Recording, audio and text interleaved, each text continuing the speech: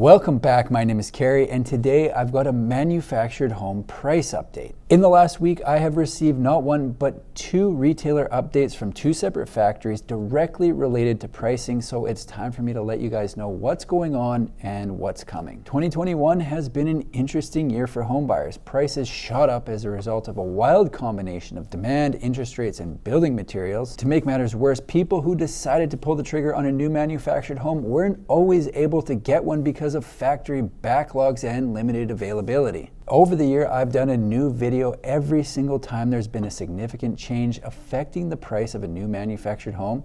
So here we go again. First things first, I'm going to get the bad news out of the way. Here it is. The price of a new manufactured home is going up again. Not the news anyone was hoping for, but that's the reality of where we are, and I don't think it's going to be a surprise for many. What I'm going to do is tell you how much prices went up, what's causing it, and where I think prices are going from here. So let's do it. Each factory approached their increase in a different way, but the bottom line remains the same.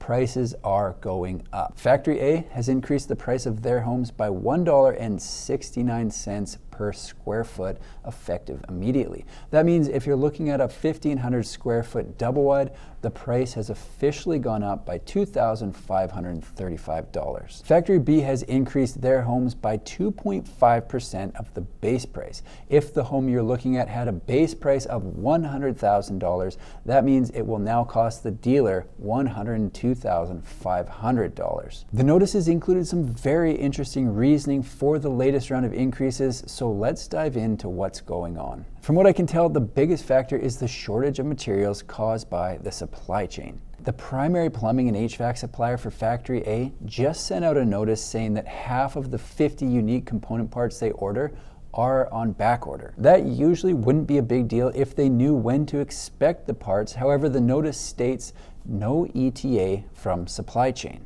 Could be tomorrow, could be 6 months from now. Nobody knows. A factory can't operate not knowing if or when they'll have the supplies they need to build a house, so they've gone out looking for new suppliers, but that's easier said than done. Keep in mind, these shortages are industry-wide, so if the supplier they normally use is having trouble getting the parts, there's a very good chance that so is every other supplier. To make things worse, the pricing contract for those parts was negotiated before there was a global supply shortage, so sourcing the parts from another company now that they're in demand leaves the factory with little to no bargaining power. They basically have to pay whatever is being asked or stop the production of homes.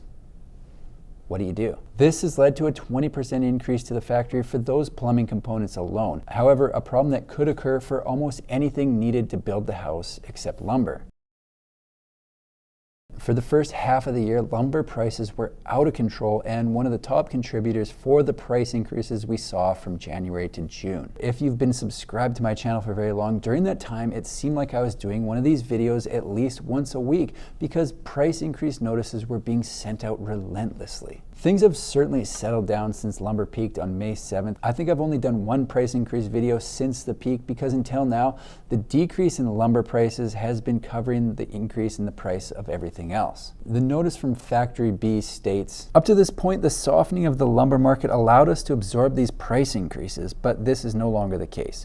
We continue to monitor pricing daily to make necessary adjustments. Now lumber prices have bottomed out and have actually started trending upward, so the factory can no longer use savings from decreasing lumber prices to offset increases to other items such as plumbing components. If lumber prices continue to head back up, I expect more price increase notices, even though in theory those lumber price levels should already be accounted for in the current pricing, but in a way they were robbing Peter to pay Paul to avoid having to send out redundant price notices, which I think will add confusion. The only way that could have been avoided would have been to send out price decrease notices related to lumber at the same time as sending out price increase notices for everything else and keeping prices exactly the same. I'm guessing the reason it didn't happen that way is because it's a massive waste of time and resources. Let's talk about resources. As companies recover from the you-know-what, job openings have soared to new records as millions of people reevaluate and leave their jobs. So many, in fact, it's been dubbed the Great Resignation. The Great Resignation has led to lack of labor supply, which has led to climbing wages as businesses rush to fill positions to help deal with increased demand. According to Ethan Carr, President and CEO of the Manufacturing Advocacy and Growth Network, inside manufacturing, companies are 100% seeing the need and reacting to the need to raise wages at all levels. They still can't find people no matter what they do. Added to the list, factories are paying more to attract and retain workers to build their homes. Don't get me wrong, I think people should be paid well for the work they're doing if they're doing it well. However, we do need to acknowledge that it does affect the price of the product or service being offered. Business Insider states that job openings surged to a record 10.9 million in July, and annual wage growth has trended closer to 10% over the last few months compared to an average of 5% since 2014. Even with increased wages, most factories still aren't building as many homes as they'd like to. On top of everything I've just stated that will affect the price of a new manufactured home, I've identified an issue that could drive them up even further. As a result of shortages of materials and labor, combined with the continued demand for new homes, factories aren't able to build homes fast enough to satisfy the market. This is leading to long wait times and in some cases limits being placed on how many homes factory dealers are able to purchase in a year. So picture this, if you will. Let's say under the current circumstances, a factory can build exactly 100 homes per year. The factory has 10 different dealer partners who act as a go-between with the home buyer and the factory, and they're usually able to buy as many homes as they can sell. Meanwhile, the dealer partner has structured their business to sell 15 homes per year. That allows them to bring in enough revenue to pay setup crews, salespeople, admin, and accountants with enough left over to be profitable. What's happening now is some factories are only allowing their dealers 10 homes per year because of the aforementioned challenges facing the entire housing industry. Dealers who are limited on orders will have to try and spread the profit from the 5 homes they can't get over the 10 they are in order to stay in business, which increases the price of every home being sold. Obviously, these aren't real numbers. It's an easy example to highlight another issue that could potentially affect prices to the end user until things get sorted out and everything gets back to normal. Given the latest price increase notices from the 2 factories I deal with, I am not surprised that Goldman Sachs analysts have predicted home prices to rise 16% in 2022 and another 6.2% in 2023. There are a lot of factors that are currently putting upward pressure on pricing that will have to be resolved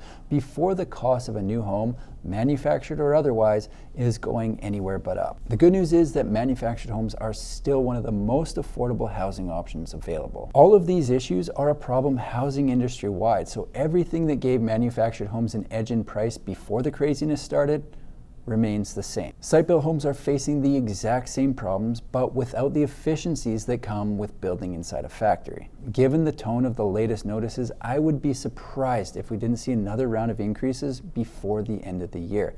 But that's just me speculating. That's all I've got for today. If you like manufactured home videos, make sure to subscribe to my channel because I've got new ones coming out every single week. Thanks for watching. We'll see you in the next one.